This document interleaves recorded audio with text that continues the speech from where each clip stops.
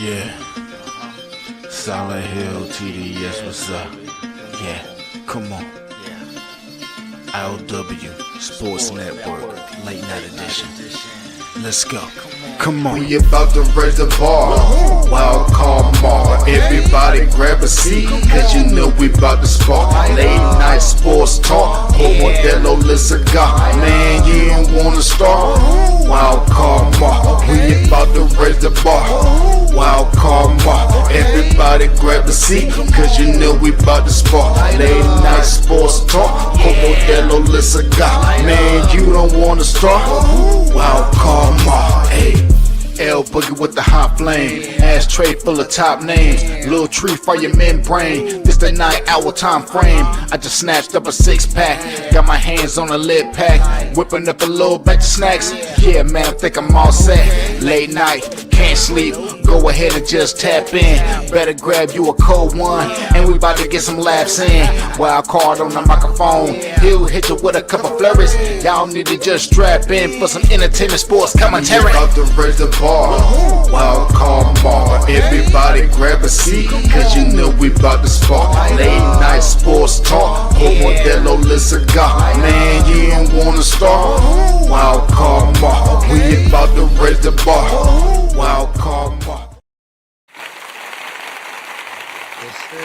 Yes, sir. Yes, sir. What's good, my late night owl heads? What's good? I know I'm on a little bit later than normal, than usual, but it's all good. It's all gravy, baby. We still here. We still live, and I appreciate everybody for tapping in. Like, share, subscribe. Y'all know the whole deal. Y'all know what it is. Tap in with us. I.O.W. Sports Network on all the social media platforms. You want to tap in with me personally, Casey Walker more on the Twitter. But hey, we got a lot to talk about. As you see the headlines, man, NFL announced that they approved some very big parameters or some steps to move forward in the fight against mental health, or at least to provide more services to help players when it comes to mental health things of that nature. The NFL's taking a step forward with that. We'll talk about that. Hey, it's Final Four weekend, both for men and the ladies. We playing basketball. Yeah. Hey, man, Final Four is going down this weekend. Like I said, I think the ladies are in San Antonio. No, they're Phoenix, Arizona. The fellas are in Indianapolis, Indiana. Indiana, a big basketball state. Phoenix, like I said, holding the ladies. So we'll talk about the Final Four with the ladies. But hey, y'all, I gotta start right here because, ladies and gentlemen, we are in the midst of Major League Baseball. We had opening week last week. Last week on a Wednesday, I believe, we had Giants, Yankees on Netflix, and then the rest of the season opened up on Thursday. Well, some of the teams opened up on Thursday. Then Friday, you had some of the other teams open up their season. And then, of course, this week you had other teams who haven't had their home openers yet, had their own home openers. You still got some teams that still haven't made it home yet. That still have they still got to have their home openers for their respective teams. But the game of baseball, I'm a big fan of baseball. I've been, for those who watch my content, baseball was my love before football. Absolutely love baseball. I wish I would have done something with it in my own playing career.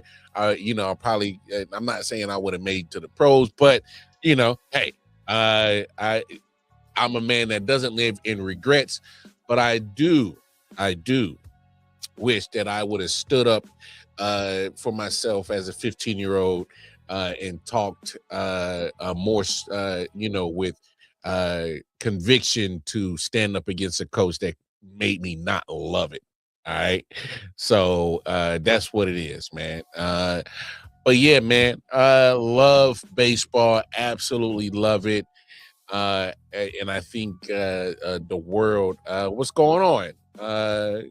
My name is Wildcard Mar, and I'm not going to try to butcher your name, Buzz Rojas, Basila Rojas. Did I do that right? Basila Rojas, 1614. I hope I said that right. Appreciate you for tapping in. Appreciate you. If you love sports, hey, you in the right place. You love talking on baseball, hey, you in the right place. But look, I'm just gonna be honest. I am loving the ABS system. I am absolutely loving the ABS system. All right, the automated ball and strike system that the MLB has implemented this year. I am absolutely loving it. You know why? Because it's keeping jokers honest. It's keeping jokers honest. All right. I absolutely love it. Hi, how are you? Thank you for joining. My thing is with this ABS system, not only is it keeping the umpires honest, it's keeping the game fair, it's correcting egregious calls. At least the intention is. All right, that's the intention. But you got other folks who are like this, who kind of feel in this manner about the ABS system, where they feel, you know what I'm saying? It is generally a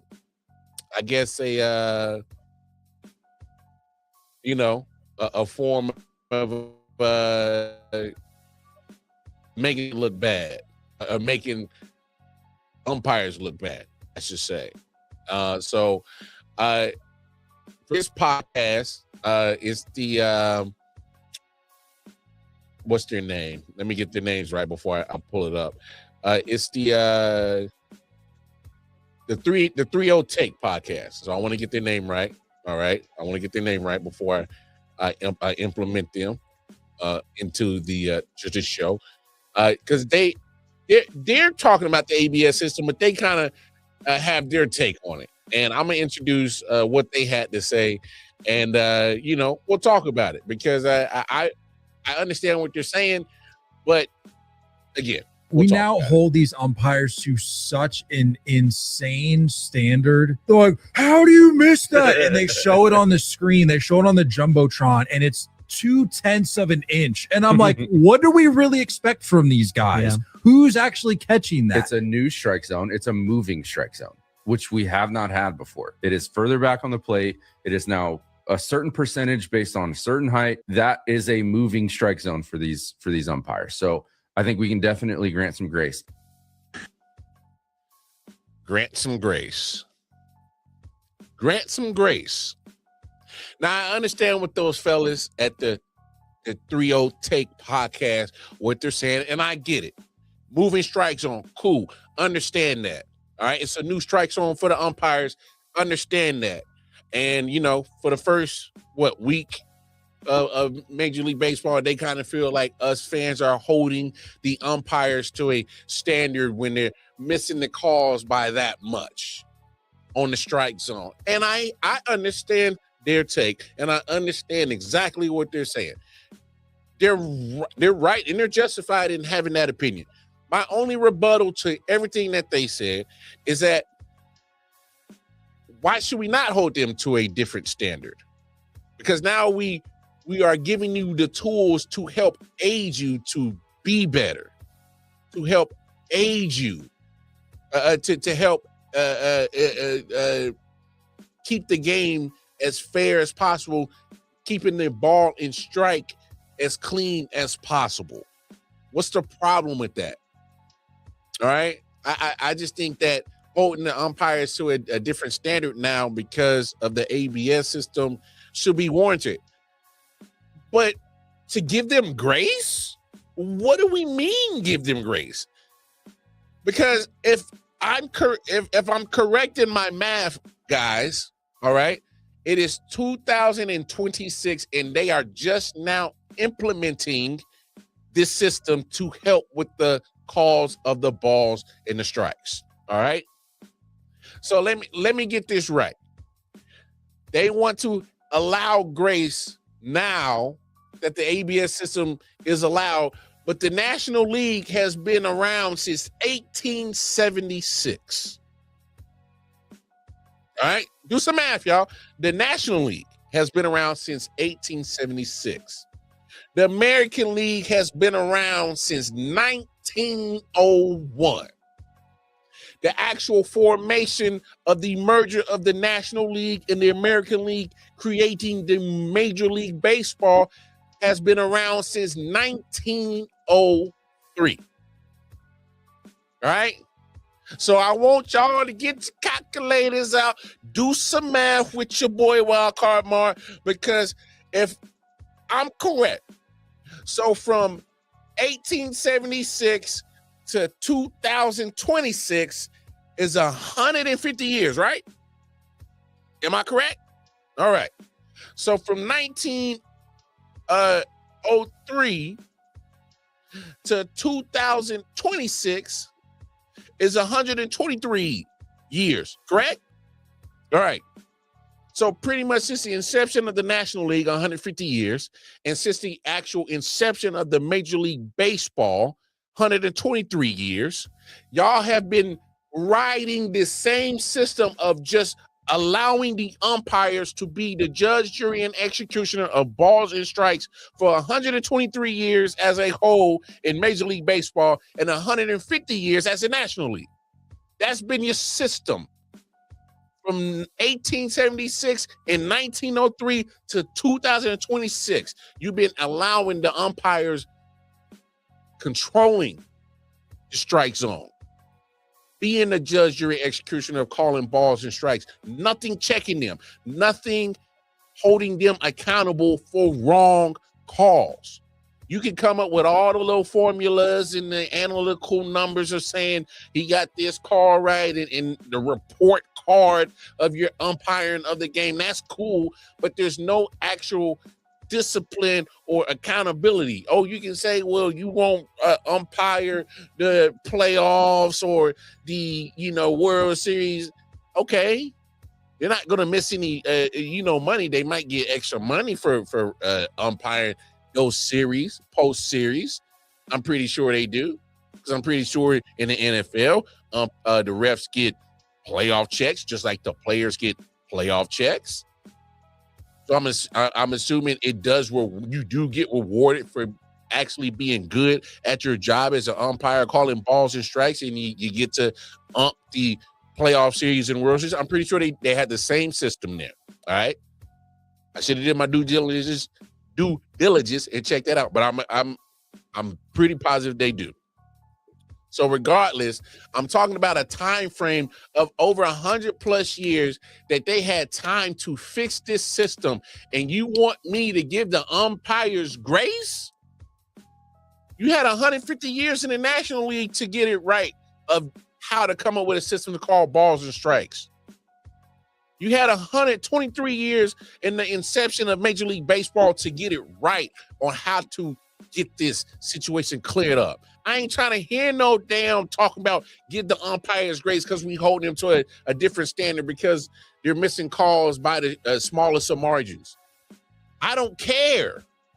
The fact that we have to have the ABS system implemented is because for so long, Major League Baseball has a decade after decade after decade just continue to put their faith and trust into men to make sure that they can see properly balls and strikes. That's crazy. And the crazy thing about this kicker of the whole ABS system being implemented is the audacity of these umpires. I got a quote from one of these former umpires. He's a former umpire. And the fact that he's a former umpire running his mouth lets me know that he probably wasn't good at his damn job. All right. Because former MLB umpire Richie Garcia on the ABS system, this is what he had to say. I think it's embarrassing Embarrassing to the umpires that they are calling the game. Nobody likes to be humiliated in front of 30,000, 40,000 people. You feel humiliated because a system was in place to help get calls right? Let me help you, Mr. Garcia. Let me help you. All right, Richie Garcia. You don't want to get embarrassed as an umpire? Hey, try this on for size. Just try it. If you got a job to do to call balls and strike, why don't you do your best to make sure you are accurate as possible? Huh? Because my thing is, because after 123 years of egregious inconsistency of strike zoning, like y'all ain't had ample time to hone this shit in, to get this situation under control. I mean, come on, bro. What are we doing? What, like, how the hell are we over here acting like, oh, we supposed to give grace now when y'all had all the ample time to fix this situation? You did nothing. Matter of fact, year after year after year after year, the umpires got worse in Major League Baseball when it came to calling balls and strikes. They got worse. So don't get mad that all of a sudden the system is implemented to get the calls right. And if you are so embarrassed by it, then hell, maybe we should just replace y'all as a whole. And let it just be the batter and the catcher back there, have the ABS system track every pitch, put it up on the screen, strike, ball, keep it moving. If that's where we're at, where you guys are feeling so ashamed and we're showing, yeah, you guys are embarrassing us because how dare y'all come up with a system after 123 years of us just winging it. Like I know y'all seen the clip with Max Scherzer acting like he flips a coin and strike, ball. Like that's what's embarrassing is that y'all continue to have that bad, just nonchalant, don't give a damn about being accurate. I've had 123 years to come up with a damn safe, foolproof, dummy-proof, idiot-proof, black and white, straight down the line system to make it easy of calling balls and strikes. Y'all never got it. Now it's implemented. Now it's saying it's embarrassing y'all. Cut it out. I ain't trying to hear that shit. I ain't trying to hear that shit.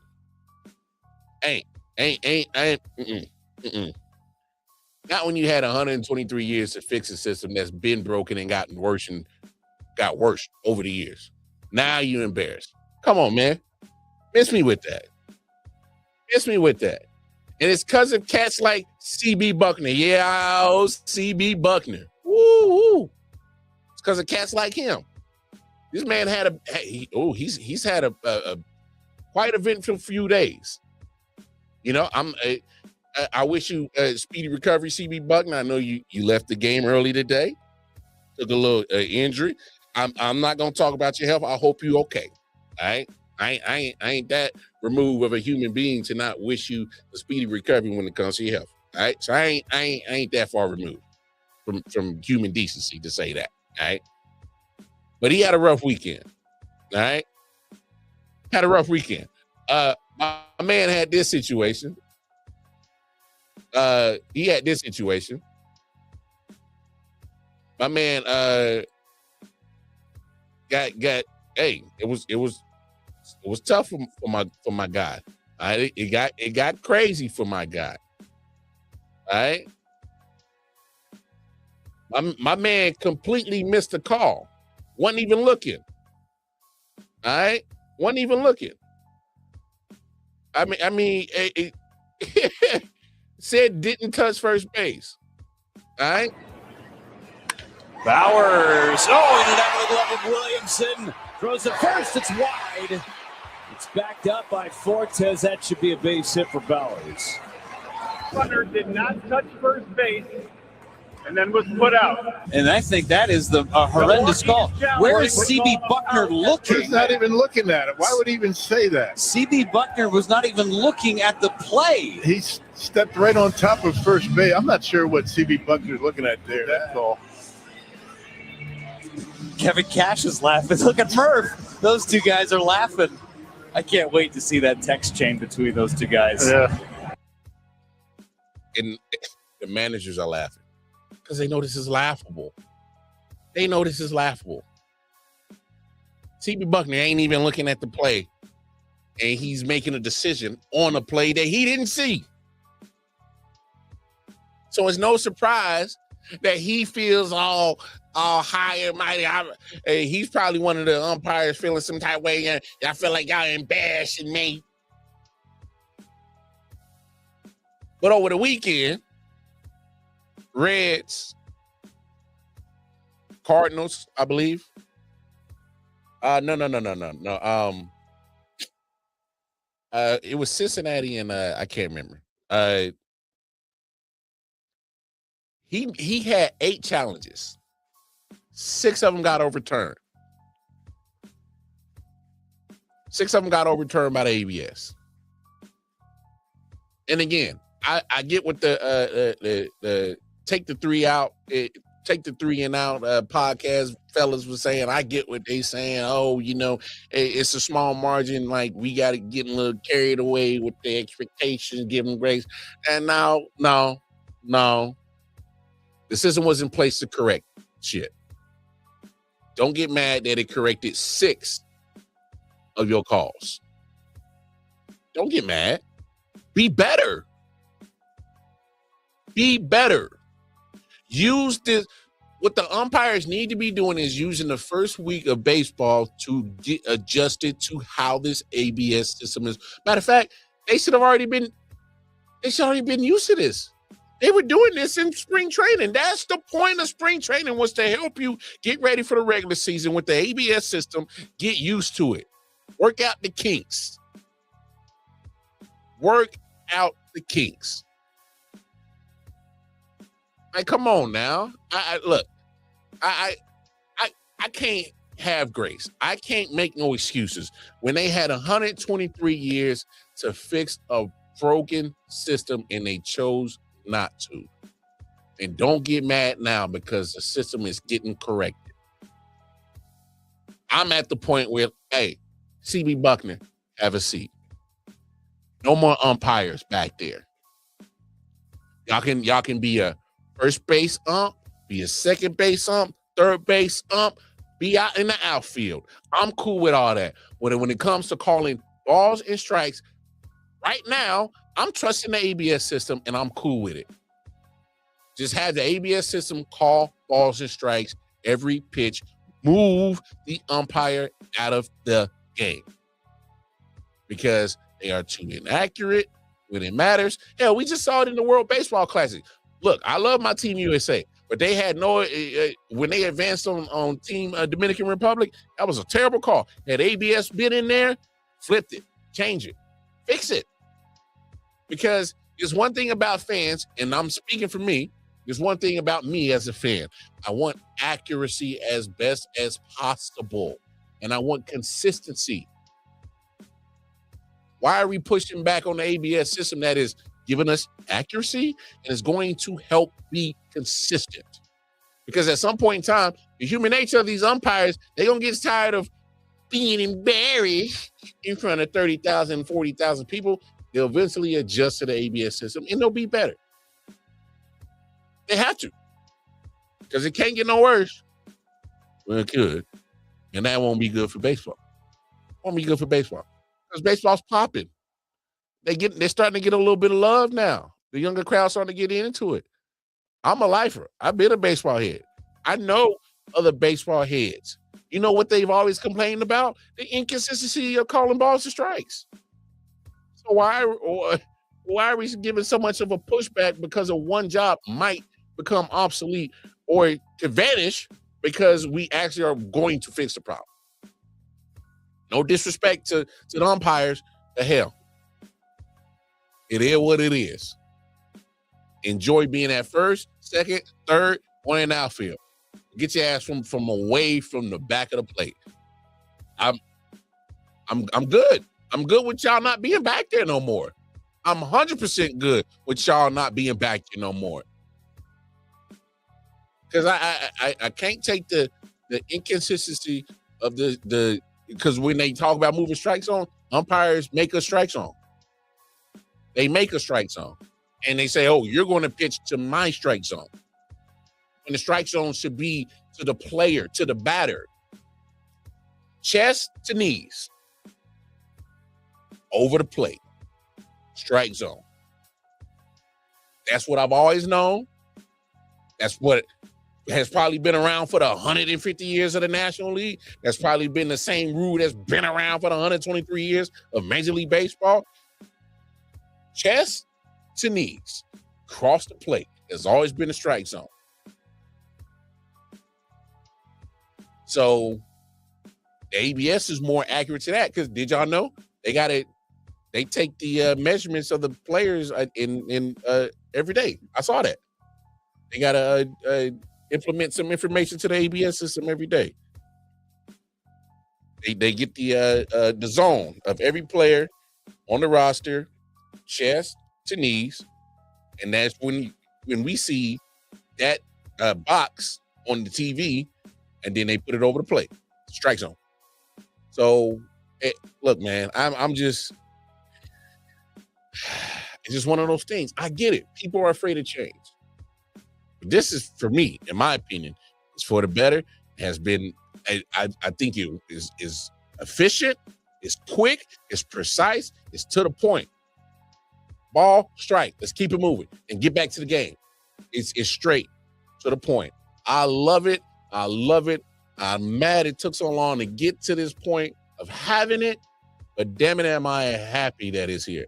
I absolutely am a big fan of the ABS system, and damn it, keep it going. Improve the game. You're supposed to improve the game, right? I think this is improving the game. By a long shot, it's improving the game, in my opinion. It's keeping shit honest when it comes to calling balls and strikes because they are too important to the game. And I ain't even mentioned about the gambling part about none of that shit.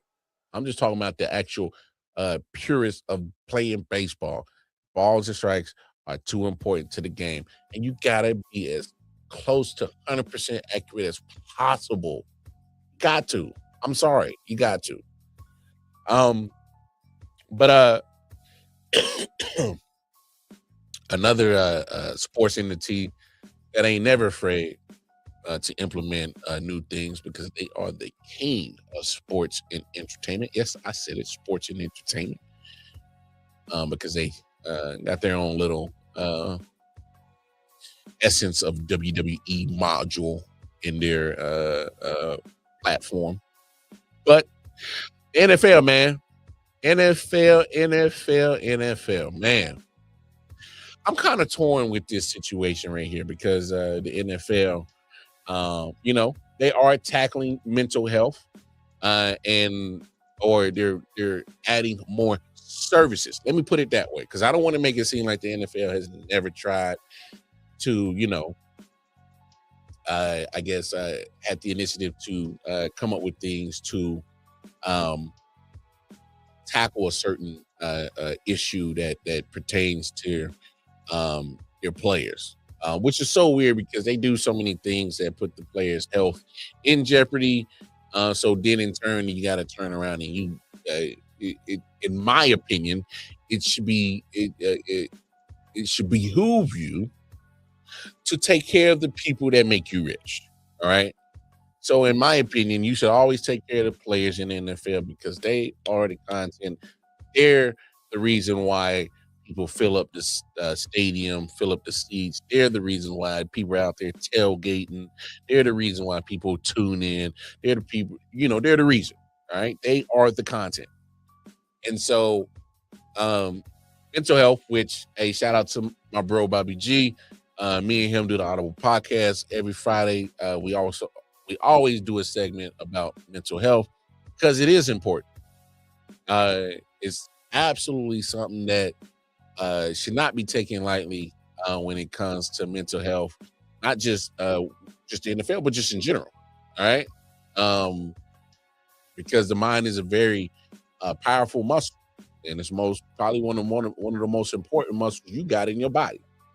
And so to take care of that, the NFL, as they're in the midst of these NFL owners meetings, they use this time to implement new rules, blase amongst the owners, GMs, coaches, they have conversations, whatnot, competition committees there, and then they vote on some shit, right? Should we add this to our NFL program, add that? They start talking about teams playing, as some of the teams are schedules are getting released, as we got the Australia game with San Francisco and the Rams. But the one thing that the NFL did pass was the fact that they are, wanting to be more,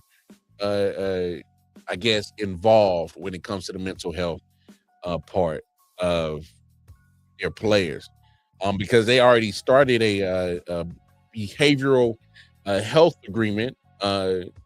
Was back in 2019 when they were allowing the part-time, mental health clinics and physicians to be around. But now they're mandating that they're full-time, which is dope. So they're expanding the services for the players. So they're mandating full-time staff. Every team must have a licensed mental health professional in their facility full-time. Great. I like that. All right.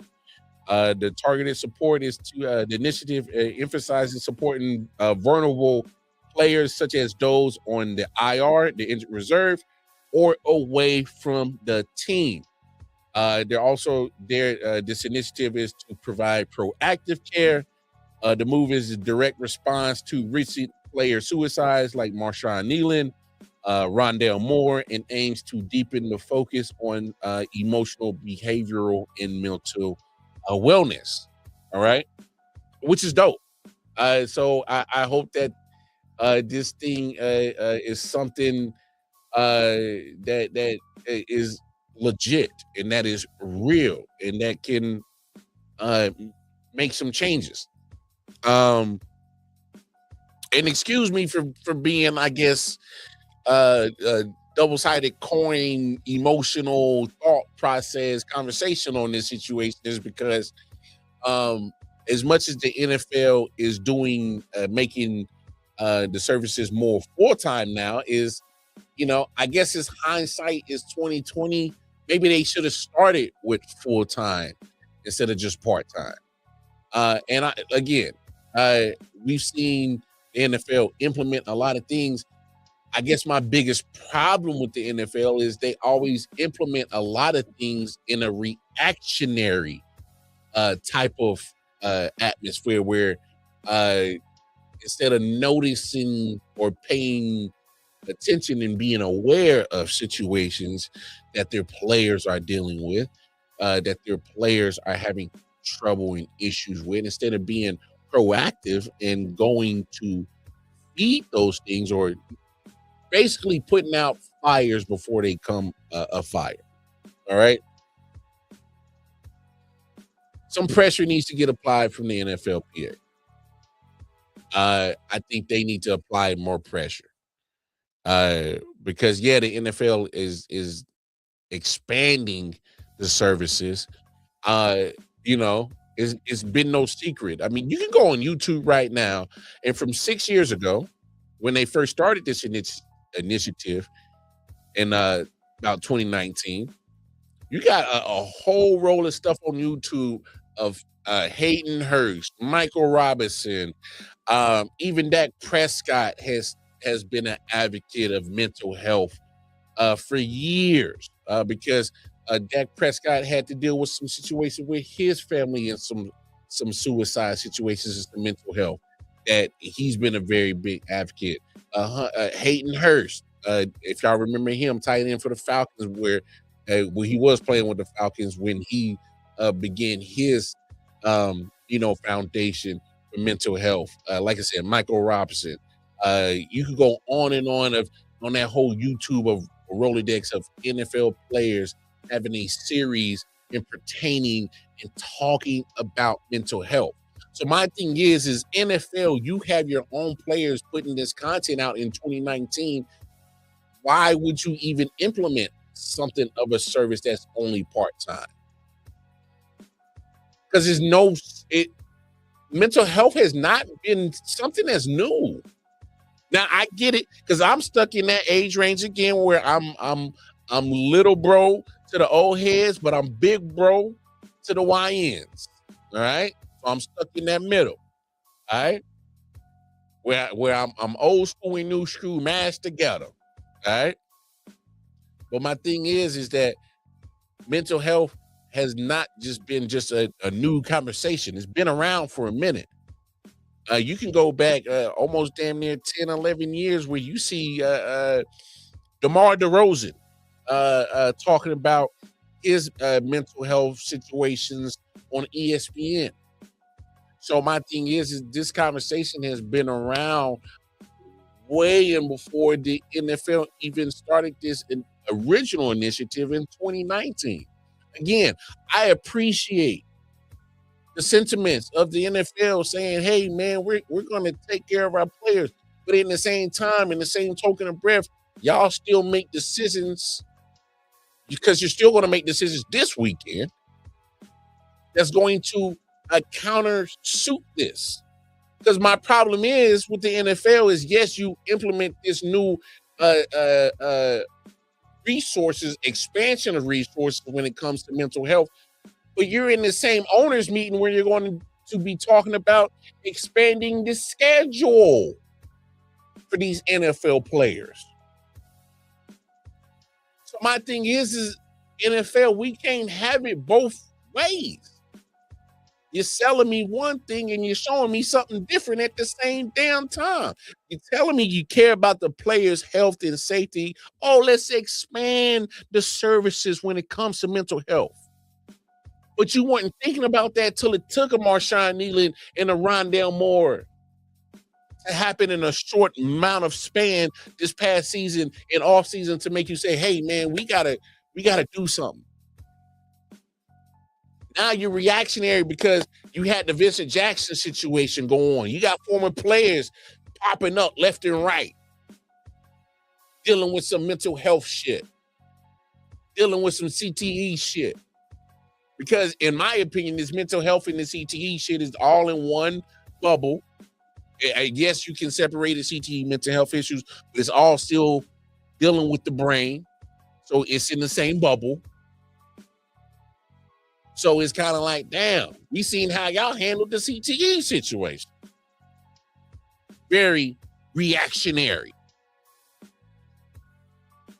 Even when you had the information, you were still reactionary. It didn't take you till Joker started dropping like flies for you to say, hey, we might want to do something. Yeah?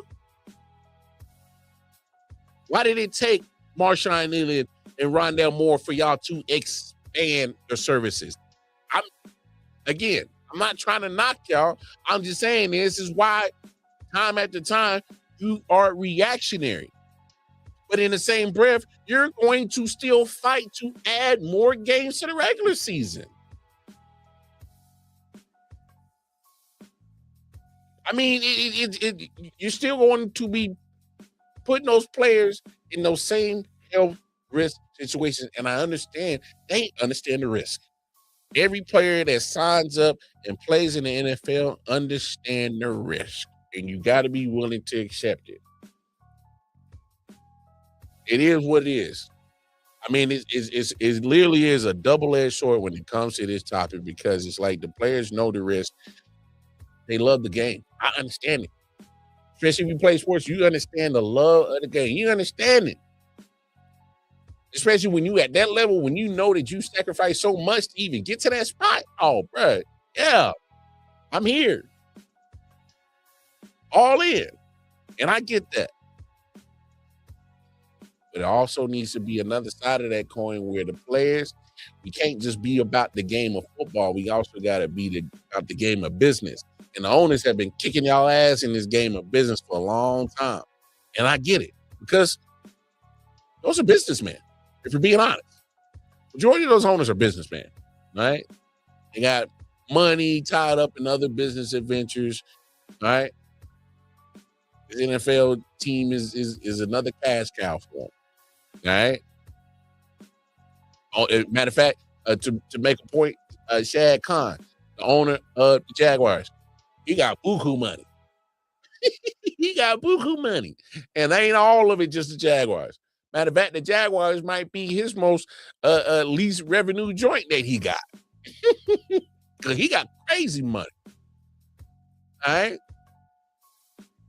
My thing is like, we just got to be like, come on, man. I understand that the owners are always going to treat it like a business. So that's why you players got to start sharpening your business skills on this situation. When it comes to the NFL, when it comes to the CBA, and hell, you got to start lighting the damn fire under your damn NFLPA. Come on. You need to tell them, hey, man, I need y'all to be doing more for me and my peoples. You got to be on the NFLPA ass. You need to be holding them to a different type of standard to say, hey, we need y'all to fight for every damn thing we need. Because it makes no sense why the players who play the most physical demanding, damn near taxing on your body, mentally, physically, spiritually, emotionally, drain you of all your energy, can leave you lifeless on the field. If taking the wrong hit can really do damage to your body post-career, do damage to your brain post-career, during career. I mean, literally. Don't get me wrong. Hockey's a brutal sport. All right? It's brutal. But damn it, football is so much stuff that it's so much contact. And not just any contact. We talking about full-fledged. I mean, we about to put the physics class to test on force versus force type shit. Like this is it beats up your body. And not have y'all not been paying attention? Cats are retiring early. Get your rookie contract, get up out of there. Some of them get that quick lick. Hey man, I made my quick little millions. Hey man, I got a degree in my pocket. I'm about to go use it. Fund my next adventure. I mean, I ain't gonna lie. Had I had the opportunity to make it to the NFL, I wouldn't have played long. I'd have got enough money to clear some debt. I'd have hoped I'd have played long enough to get some money to fund my next business adventure. Because, hey, if you're gonna sacrifice it, man, hey, you get something out of it. But you gotta be honest. If you're gonna play this game for a minute, you gotta do what's best for not only you as a player right now when it comes to your health, but you gotta do what's best for you as an athlete once you hang up the cleats. That's the shit y'all need to be fighting for, is how we are going to be able to not only tackle whatever health issues we got when it comes to our body, CT, mental health, dealing with that shit during career and post-career. That's what they need to be fighting and raising hell at the NFLPA. Hey, y'all need to be fighting for this for us. For us. And when the next CBA comes, that's when you have to be on one accord, have the same mind frame and thought process on what you actually want from the owners. Besides money. It can't just be about money. I get it. You want the nice little slice of the profit shares. I get that. I get it. Because you are the content and you are sacrificing your mind, body, and all of that to the game, to entertain us, to make those owners rich. I get it. I get it. but at least smarten up. If not for you, for the future players that come in the NFL. Do it for somebody. If not for you, do it for the future kids that's going to play football. Is football ever going to be 100% safe? No, it's impossible. It's impossible. You don't need to be a expert to understand how impossible it is to make a sport that is so violent, so beat the hell out of you like football to try to make it as safe, 100% safe. It'll never be 100% safe, but you can make it to a point that, hey, can we reduce the possibility that motherfucker might be brain dead at a certain age playing football? Can we reduce the possibility of, certain injuries? Can we avoid them? Can we at least bring the amount of that type of injury down? Can we, have better mental health amongst the league? How you feeling? Not just telling us, but making sure you good, you in good space mentally. Like progression. That's why I'm not shitting on the NFL, because this is progression. I'm just being honest. At the same time, yes, they're going to talk about these positives. So yes, let's take care of mental health. In the same owners meetings, they're going to talk about how can we expand the regular season to equal more money. It's a meeting of confliction, in my opinion. It's a meeting of conflicting ideas at these owner meetings, because in the same breath, hey, take care of the players. Play more games. Hey, take care of the players. Play more games. So the owners are literally walking around with the angel and the devil on the shoulders. So, hey, man, I'm always advocate of take care of the players, because they'll take care of you. They'll take care of you. It's just is no different from any other job. If you work at McDonald's and you the manager, you the owner of that store, I promise you, if you take care of your employees, they'll reward you with the best work you'll get. Make sure the ticket times is looking good. The food is getting prepared right. You take care of it, take care of you. They're least likely to skip out on the shift, quit. They might stick around. Hey, boss, man, I'm getting hungry. Grab something to eat.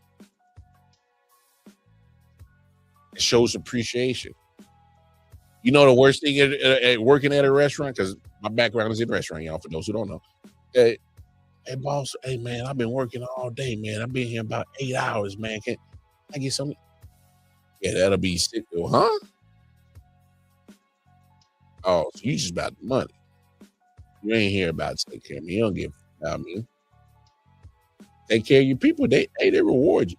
They be willing to do anything and everything for you, as long as they know that you got their back and you'll take care of them. That's it. If I'm a player, take care of me, owners. Hey, I'll reward you back. I'm gonna go rush for 1,500 yards this season, boss, man. Because I not only do I love the game, but I love working for you. Just saying. Take care of your peoples, then take care of you. That's it. But hey, ladies and gentlemen, look, Final Four is this weekend. And before we talk about Final Four, I just got to say this as I spent half my life down south. I'm a KC boy. All right. I'm a Carolina boy too. All right. Kansas City made me, Carolina raised me. All right. That's how I describe my life. Half of it was in KC, half of it was in Carolina, but I'm back in KC now. But regardless, KC made me, Carolina raised me. And I just got to get this off my chest. The fact that both Duke men and women both got bumped out the tournament pretty much simultaneously was absolutely phenomenal.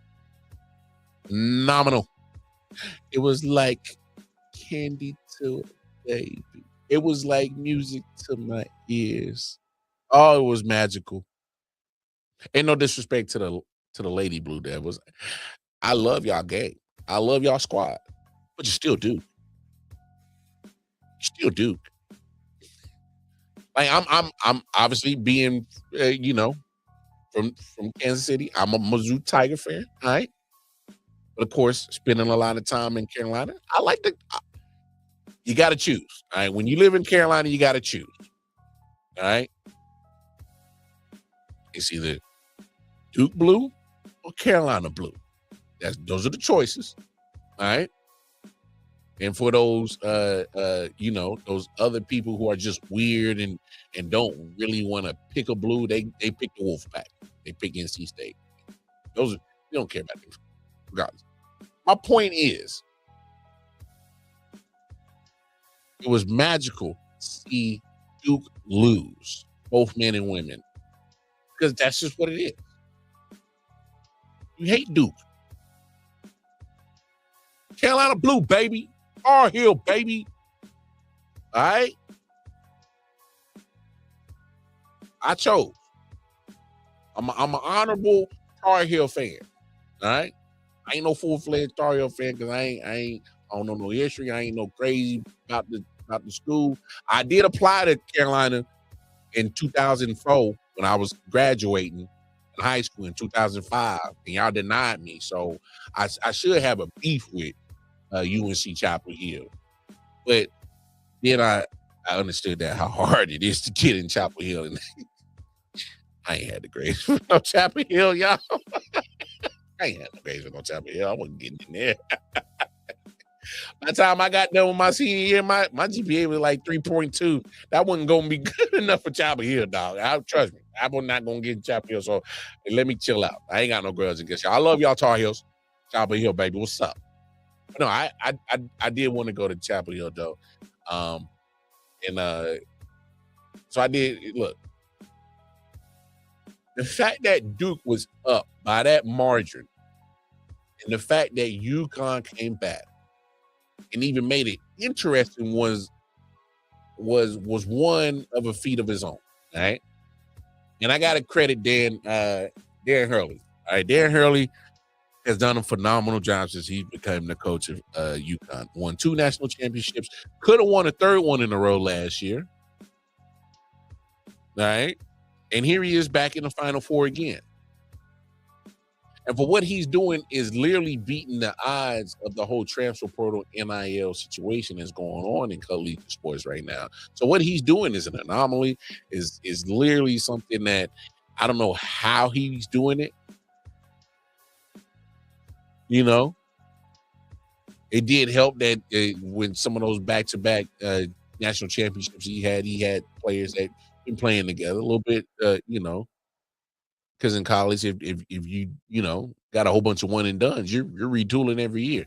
So he did have some seniors on the squads, got some seniors on this year's squad. So, hey, veteran roster, I should say, that Darren Hurley has always kind of worked with, but he's a phenomenal coach, and the adjustments that he made against the Duke Blue Devils, because those Boozer boys was killing them. Them Boozer boys was killing them, and my goodness, they showed no fear, didn't flinch. They said, "All right, we're just gonna come back. We're gonna rock it." And next thing you know, even forced to create. Look, all homeboy had to do. Look, we've been saying it all week, sports fans. All he had to do was hold on to the ball. But guess what? That was a freshman. Them Boozer boys is young. Them Boozer boys is young. Now, I don't know their background. Obviously, we know who their daddy is. Carlos Boozer. Played in the NFL. Or former Dookie his damn self. I couldn't stand Carlos Boozer. So we know it's really good. He comes from these boys come from an NBA dad home, a former Duke Blue Devil, right? Falling in daddy's path. We get it. So they talented. They good. They are. Oh, they good. They freshmen. And again, I don't know the history of their basketball career, but playing on the collegiate level and in that moment at the the Elite Eight, pressure, burst, hypes. Pressure either burps, hypes, or make diamonds. And they shined all game. But they got real dull in that moment when it mattered the most. Got forced into a turnover. Didn't even have to on the ball. So for me, as an honorable Carolina Tar Heel fan, that was phenomenal. And to see Duke get bounced out of the men's and women's tournaments. All right. But before we get up out of here, let's do a quick preview of the Final Four. Because I say this, I'm gonna say this real quick.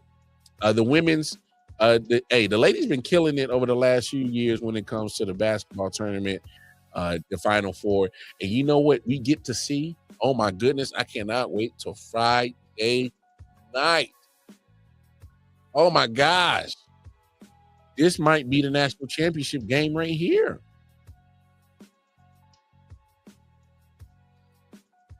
South Carolina? The juggernaut that is the Lady Gamecocks. Dawn Staley has done a phenomenal job. What she's doing down in Columbia, South Carolina, she turned that program into a juggernaut. She's literally doing the same thing that Gino did, which is the opponent that she has.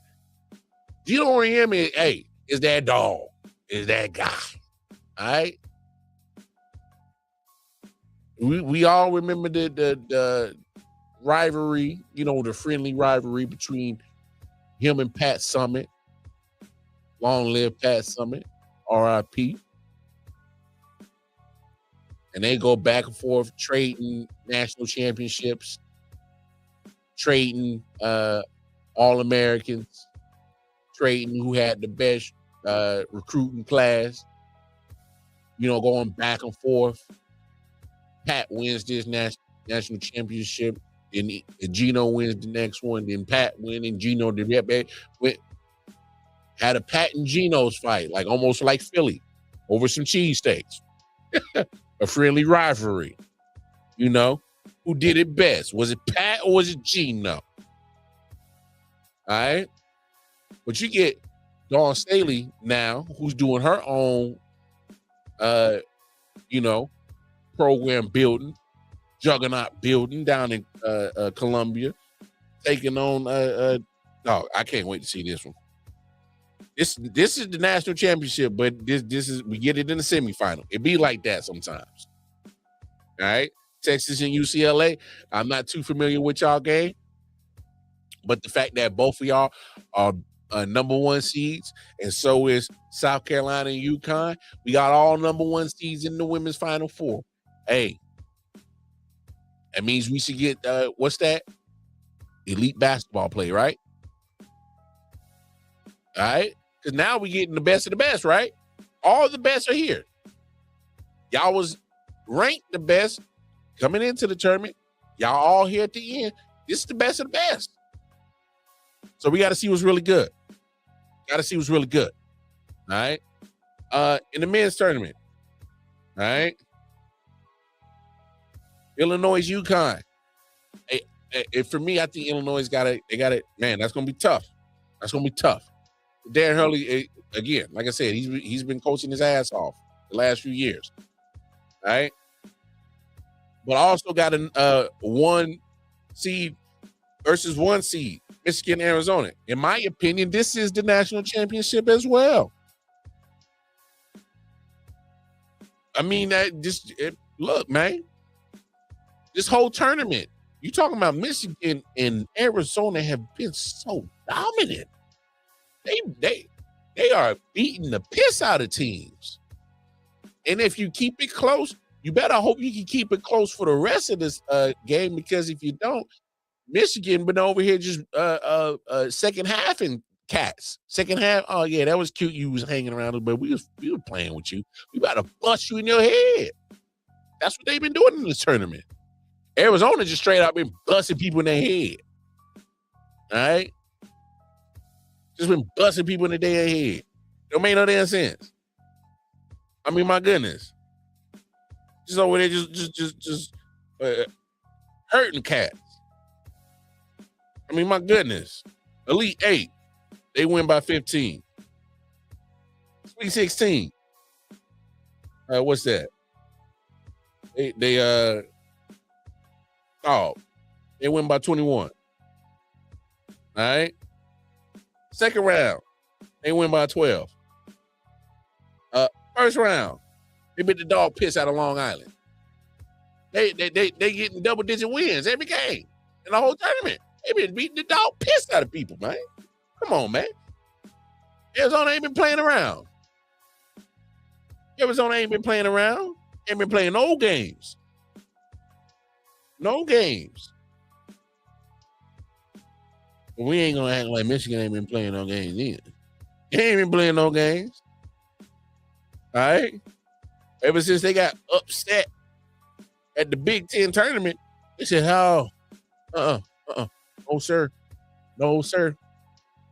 Howard. Love you, Howard. HBCU. All right, little Bison, we about to turn y'all into Bison burgers. Whoop that ass. Whoop that trick, didn't they? St. Lou. And they was, boy, I don't know what a billiken is, but shit, whatever it was, it got tore up by the Wolverines. Alabama, Roll Tide. Good basketball team, right? They hanged in there with Michigan for a little bit. Then Michigan said, oh, yeah, we was playing with y'all, but we got to whoop that trick. They whooped that ass, all right? Tennessee, man, they was a good team. At least we thought. Whoop that trick.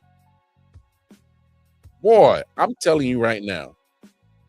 What's good, O? What's good? Y'all shout out to my man O, man. All in Buzz Sports Entertainment. Y'all going over to the YouTube channel, like, share, subscribe, tap in with my Brody.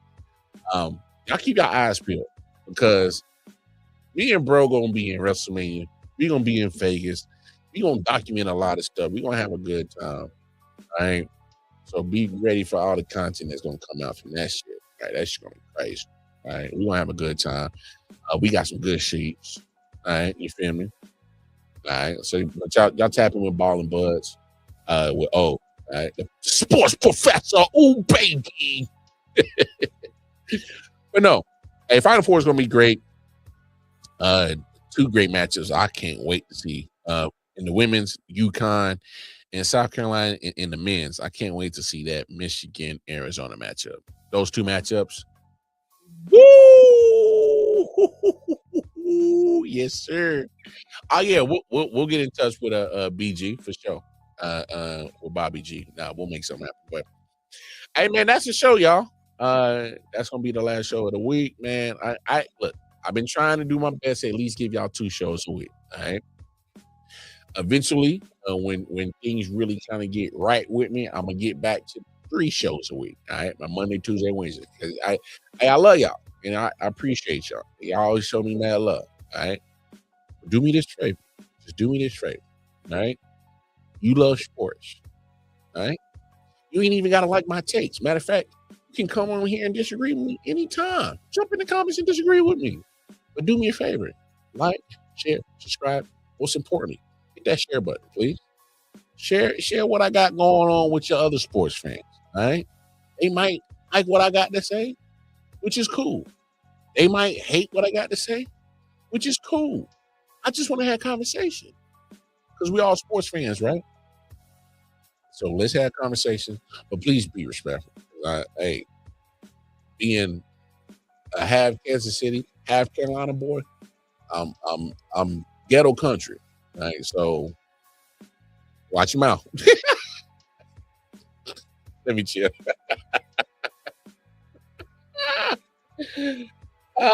He said from the St. Louis University website, the Billiken was a national sensation in the 1900s. The mythical creature was used as the face of items such as dolls, belt buckles, and other items, aka La Boo Boo. Hey, sports professor, drop in knowledge. Appreciate you, bro. But hey, again, like I said, you gonna get up out of here. Y'all know what it is. Hey, I appreciate y'all. Take care of yourselves.